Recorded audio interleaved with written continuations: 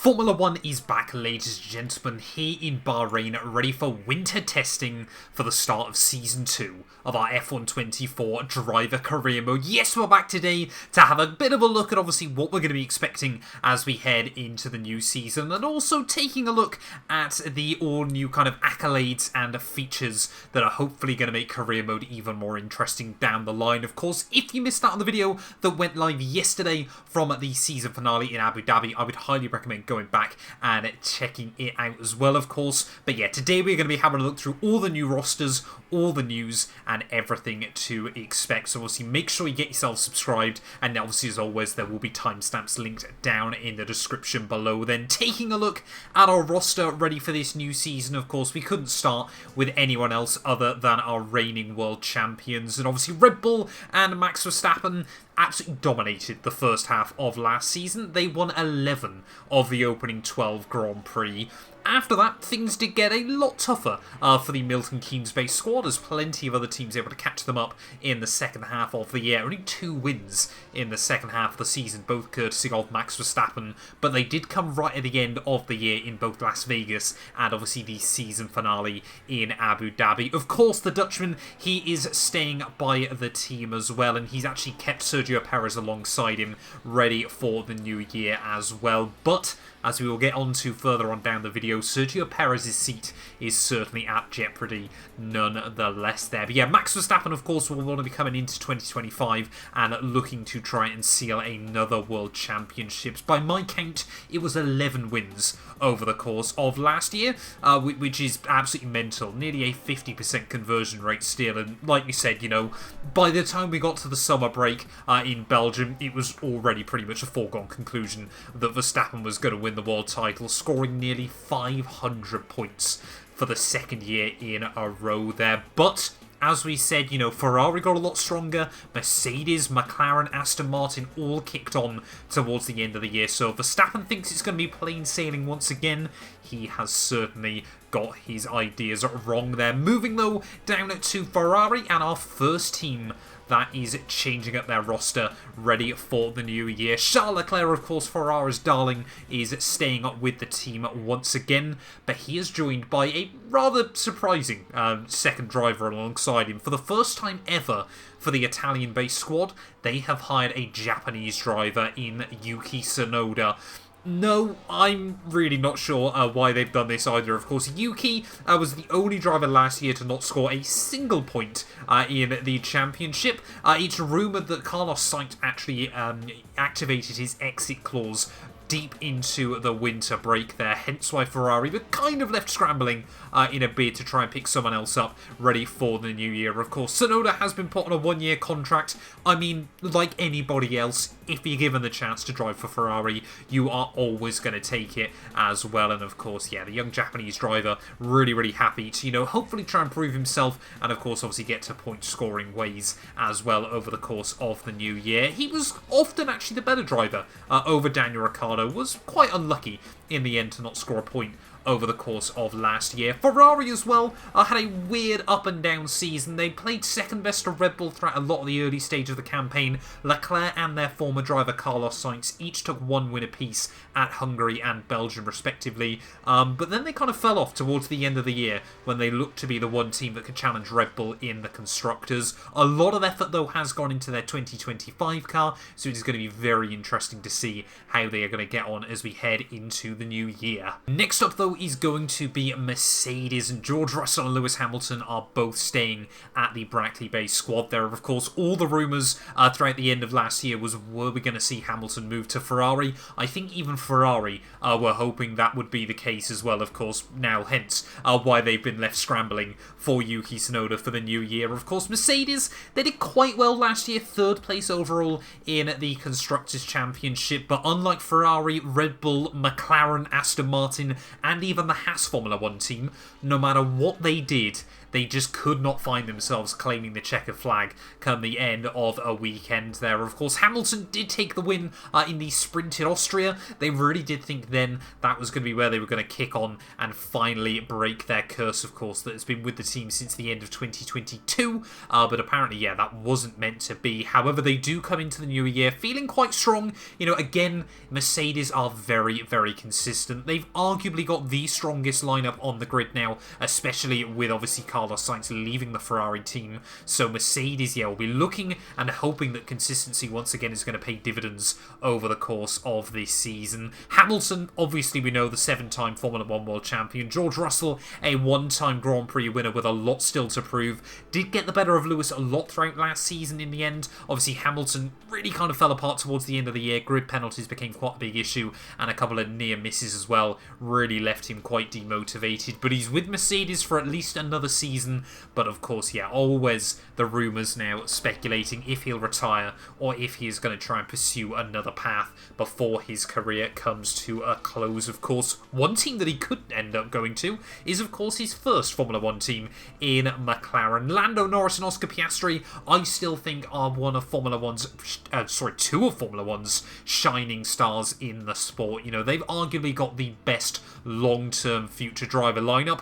That lock-up down towards Turn 1 certainly didn't do Oscar Piastri too many favours in pre-season testing. But yeah, they have kept their lineup once more of Oscar Piastri and Lando Norris as we head into the new year. Of course, we saw Oscar claim that dramatic victory late on in the year in Qatar. Obviously, Lando took one win at the Singapore Grand Prix. Obviously, both drivers in those races getting the better of Lewis Hamilton in some race-long battles as well there. And, you know, McLaren, again, they were a team that had some very, very high highs over the course of the year, but also some very low lows as well. You know, there were many, many weekends where they just could not quite challenge Red Bull, Ferrari and Mercedes still, you know, often found themselves battling with Aston Martin, mixed with some general bad luck for Oscar Piastri. Quite a few Grand Prix over the course of the year where he was having to try and fight his way from the back of the field. They'll come into this new campaign, hopefully, you know, with a bit more knowledge and experience behind them, of course, and will try and continue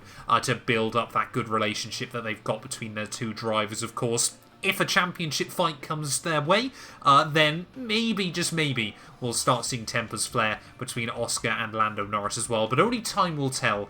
We'll see how these two get on, of course. Though we want to try and improve from their 4th position last year in the championship. Arguably, they got a little bit lucky to end up in that position by virtue of Aston Martin and most notably Lance Stroll having a pretty disappointing year. Though, of course, Fernando Alonso, 2 wins over the course of last season by my count, obviously winning at both the Netherlands and at the Brazilian Grand Prix right towards the end of the year there. He's really, really happy with the team, and of course, Lance Stroll was always going to still be the second driver within that organisation. Unless Lawrence Stroll decides that he wants to sell up his stake in the team, I think we're going to see Lance there for a very, very long time to come. And that's a bit of a shame, because Aston Martin, they really did have a car that could fight a lot last year. You know, we said how McLaren often lacked that out-and-out pace to match the big 3 teams. Aston Martin probably did have that pace, and Fernando Alonso certainly did time and time again there, but it's always a bit difficult to fight for a Constructors' Championship when one hand is tied behind your back, and where Alonso went into Abu Dhabi fighting with Charles Leclerc for P2 in the championship, Lance Stroll went into Abu Dhabi fighting Valtteri Bottas, Zhou Guanyu and Pierre Gasly for 11th in the championship as well. You know, I think for everyone outside of the team, it still makes very little sense as to why, you know, Lance Stroll, you know, he isn't the driver that organisation needs if they want to try and fight for world championships in the future. But of course, Lawrence Stroll is a stubborn man. He's a very rich man as well, so at the end of the day, his word goes. And, well, Fernando Alonso, I think, you know, we could see him fighting for victories again over the course of the new campaign as well. Winter testing has showcased that Aston Martin is still a very, very competitive package, and they will also obviously be looking to try and keep their advantage over some of the lower down teams. Nico Hülkenberg then, obviously with a resurgent Haas in 2024, has been kept on alongside Matt Beard within the team. Of course, Hülkenberg, kind of the elder statesman now, one that isn't trying to rock the boat too much within the team, had a very, very unlucky campaign last year, where we saw Matt Beard able to take victories and podiums and a lot of big points finishes. Hülkenberg was often just outside the top 10. Obviously scored points in the Miami sprint weekend through some very, very changeable conditions and ultimately a Haas car that was very, very good, weirdly, on dry tyres on a wet track. 2 points for him there, but unfortunately a P18 come the end of the year. A little bit unlucky on the count back, though, it must be said as well, and clearly trying to get to grips with his Haas car as we head into the new year. Of course, there's all kinds of rumours and speculation as to where Matt Beard could be going in the future as well, so I think Haas just really want to try and keep one kind of stable driver within the team. Of course, still, they won't forget the damage that was done in 2021 by sacking both of their drivers and bringing in 2 rookies. So even if Matt Beard does head off to another team down the line, I think they're looking to try and keep Nico Hülkenberg for the time being. Of course, still rumours that he could be going over to Sauber for when they're meant to become Audi in the future as well. But yeah, for now he has signed another 1-year deal with the Haas team. Both of their drivers are on 1-year deals ready for this season as well. So maybe there's still a little bit of tension within Haas. Maybe there's a little bit of skepticism that last year was a really good result for the team. Only time will tell as we head into Season 2. Next up then is the other Ferrari-powered customer team here, of course, that being Sauber. A very, very topsy-turvy season for them. And let's be real, it was because obviously Sauber got absolutely bopped to pieces with the post, I think 1.3 patch, wasn't it? That, they were a very competitive team. They were scoring points quite regularly in the first half of the year. They even got a podium with Valtteri Bottas at the Azerbaijan Grand Prix in Baku, and then immediately after that, Codemasters swooped in, EA said not anymore, and Sauber now are well and truly the ultimate backmarkers of this team now. But they have changed their roster up. Valtteri Bottas, we believe he was a little bit kind of uncertain, a bit like Mika Häkkinen back in the early 2000s. We've got yet another Finn who hasn't quite announced he's retired, but has gone on sabbatical for at least the next 12 months there. So yeah, Sauber kind of left scrambling. Bottas obviously happy with what he achieved last year before obviously the car got wrecked to pieces. So they've actually brought in Haas, obviously ex-Formula 1 driver Kevin Magnussen, to go up alongside Zhou Guanyu. It was felt that Zhou still didn't quite have the experience he needed to really lead the team into the future. There were all kinds of rumours and speculation that Théo Pourchaire could be signing with the team as well, of course being the Sauber junior driver. But Zhou Guanyu brings a lot of money to an organisation that, especially now, absolutely needs a lot of money as we head into the future as well. Then, Sauber, they were often hoping they could fight with Haas as, kind of the better of the Ferrari customer teams. That didn't end up quite happening last year, but as we head into the new season, of course, everyone is back on zero, and they never know what they might be able to achieve there. Williams are another team, of course, that had a lot of momentum leaving 2023, struggled a bit more in 2024, in comparison to the highs they saw the year before. But of course, we all know that team is very much setting itself up for the future and really eyeing up the 2026 regulations as well there. Alex Albon and Logan Sargent have been retained for another season, so obviously, yeah, they've really tried to keep stability within the team as well. They did get the better of the Alpine factory team. Admittedly, everyone did that wasn't Visa Cash App Racing Bulls, but, you got to look at the positives as and where you can as well there. And, Williams, they've obviously got Alex Albon, who can score good, solid points quite regularly. Obviously, Logan Sargent even able to get a couple of points as well, and I believe the Italian Grand Prix last season as well there. So they seem happy with their lineup. Again, another team that doesn't really rock the boat. As you can see, that Albon just trying to get to grips with the car. There were a lot of front lockups during winter testing. It is very, very cool cool to see inside F1 24. But yeah, Albon, of course, will be trying to look to continue leading that team. You know, all kind of rumours that he could be going back to Red Bull in the future or things like that. Unproven at the moment. And yeah, he is very much set up in trying to continue this long-term plan. Of course, Williams, I think they'll still be scouting around for another driver to go alongside him if Logan Sargent isn't able to get a little bit closer to his teammate, as the Williams car started to struggle towards the end of the year. You know, it really did show up Logan Sargent's performances on a couple of occasions as well, but it feels like he's been able to tread water rather than completely sinking within that team. Moving on over, though, to Alpine, of course, very bizarre. They finished 10th overall in the ninth overall in the championship, only able to beat out Visa Cash Out Racing Bulls, but they did score a podium over the course of the year. Of course, Gasly having a magnificent race out in Mexico late on in the campaign, which goes to show that the car can work.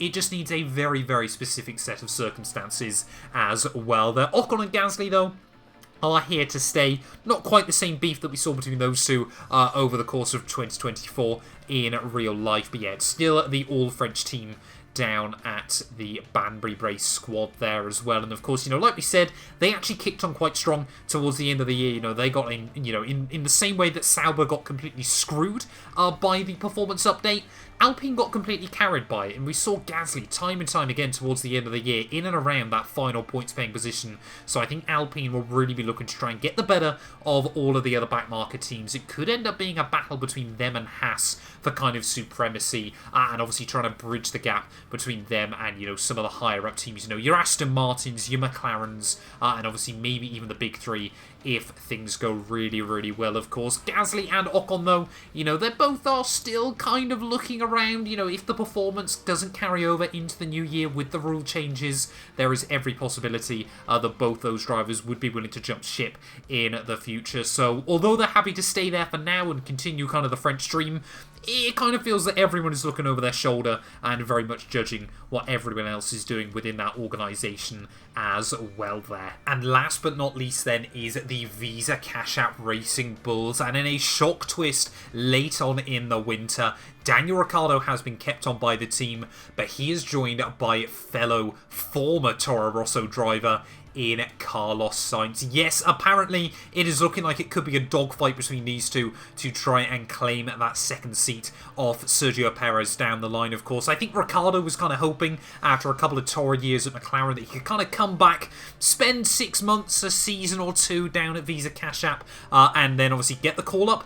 That's not been the case. Carlos Sainz clearly likes that idea and wants to take it on for himself. This is a team now that has got a wealth of experience behind it, of course.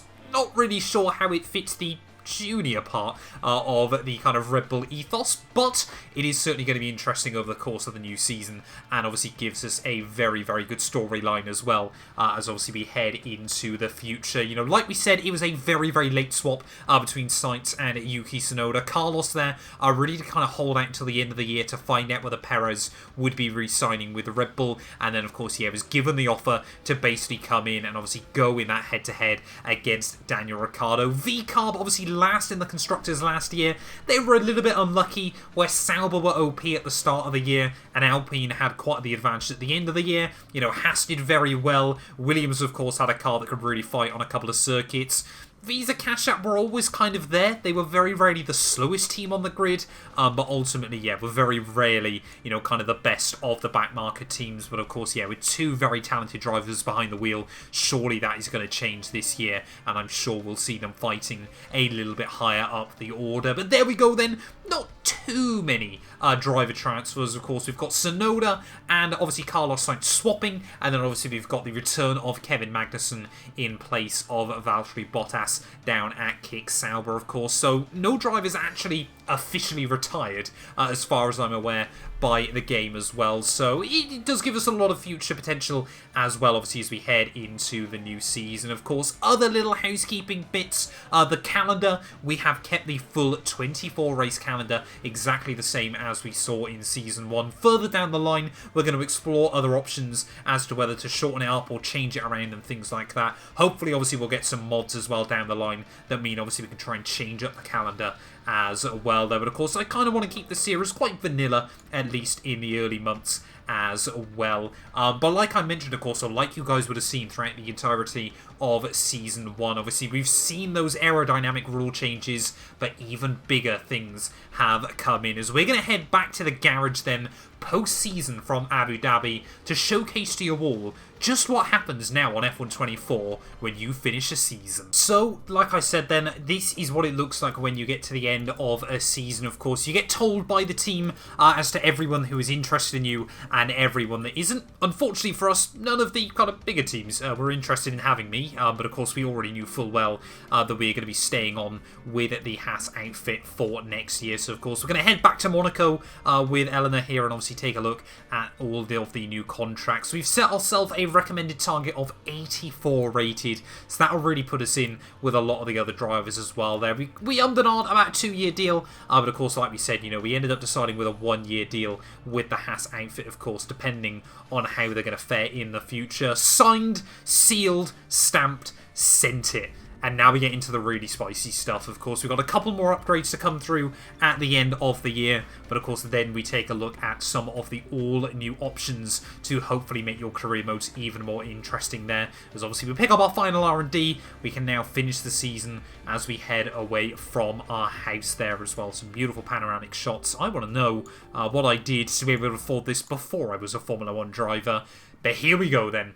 This is where things get really, really interesting. You can see we've got a 54 to 46 kind of recognition rating within the team. So we are now really the #1 driver as well there. We gained 14 driver ratings over the course of the first season as well, from 65 all the way up to 79 there. We obliterated the target set by the team of a 70 rated driver as well. And now here we go. So R&D scenarios ready for next season. These obviously allow you to kind of change some of the aspects of the sport. You can see we haven't got too many to choose from at the end of Season 1. We've got high inflation, which obviously means that upgrades become more and more expensive as you go through. And then you've basically got the option to just basically freeze all of the departments except one inside the game as well. So what I did was I chucked all of them into a random name picker and let it spin. And basically that was what decided as to what our rule changes would be